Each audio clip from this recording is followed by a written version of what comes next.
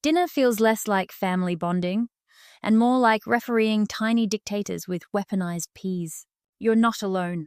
I once watched a toddler catapult carrots across a dining room with enough force to chip paint off the wall.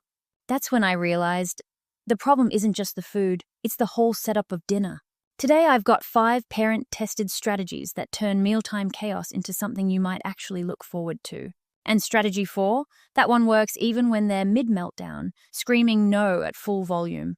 It's 6 p.m. You skipped lunch because work or chores ran long. You finally serve dinner, holding on to the fantasy of a calm family meal. Your toddler takes one glance at their plate, folds their arms and declares, "I don't like this."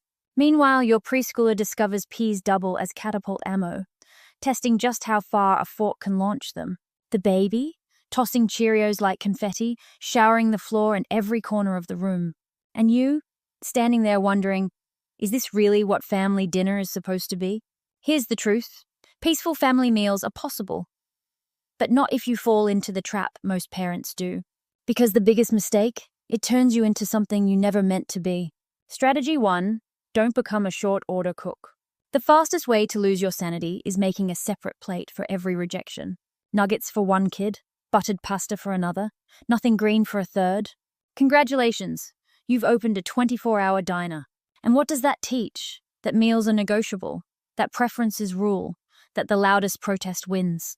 It puts you in the role of server, not parent, and the demands only escalate from there. Here's what actually works. Serve one meal, family style, with multiple components. Always include at least one safe food each child usually accepts. Bread, fruit, plain rice, something that makes you confident they won't go hungry. When kids serve themselves, they feel control. And when it's their choice, not your demand, they're more likely to try new foods. Pro tip, introduce a chef's choice.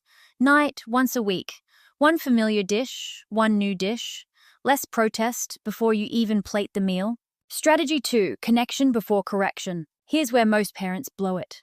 Kids show up wound up, and we launch into, sit down, eat your food. But when kids are dysregulated, they literally can't cooperate. Their nervous system is in fight or flight. Connection activates cooperation, disconnection fuels defiance. So build in 2 minutes of connection before the first bite. Share gratitudes, swap silly stories, let them help set the table.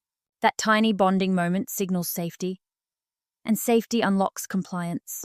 Think of it this way, 2 minutes of connection saves you 20 minutes of table battles. Mini story, one mom added a rose and thorn ritual. Each person shares the best and hardest part of their day. Her kids went from pushing plates away to leaning in for the story circle. Strategy 3, stop fighting food battles. We've all done it. Broccoli sits untouched. You sigh, then say, 3 more bites. No dessert until you finish. Suddenly dinner is about negotiation, not nourishment.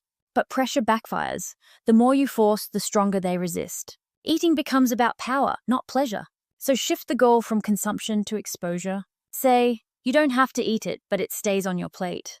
That keeps foods familiar without forcing the issue.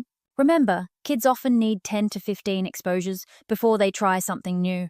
Pro tip, add a tiny taste spoon. Kids can smell, lick or sample without commitment. Resistance turns into curiosity. Strategy 4, embrace the messy learning. Yes, it looks like chaos when your toddler smears sweet potatoes like finger paint, or when your preschooler dissects their sandwich like a science experiment. But here's the reframe. Messy eating is learning eating. Kids explore food through every sense. Sight, smell, touch, taste. Stopping the mess interrupts the learning. So instead, prepare for it. Splash mats under chairs, wipes within reach, aprons ready. Think of the mess as an investment. Today's chaos is tomorrow's confidence. Mini story. One dad gave his daughter a taste lab placemat. Within 2 weeks, she went from rejecting strawberries to eating them proudly. Strategy 5, focus on connection, not consumption. Success isn't measured by bites eaten. It's measured by conversation, laughter, and tiny tastes. Kids learn more from watching you enjoy your food than from any lecture on nutrition. When meals are about connection, the eating naturally follows. Here's the emotional pivot. Those messy, chaotic dinners you think are failures, they're not. Your kids aren't learning to eat perfectly.